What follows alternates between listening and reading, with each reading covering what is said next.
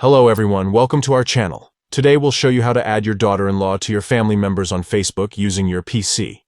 Let's get started. Step 1. Open Facebook and log in to your account.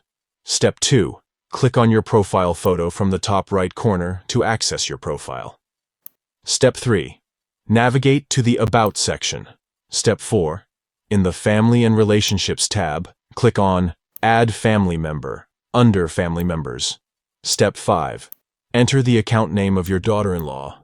Step 6. Select daughter-in-law from the drop-down menu. Step 7. Finally, click on Save. Congratulations. You have successfully added your daughter-in-law to your family members on Facebook. Now, she will be listed as a family member on your profile.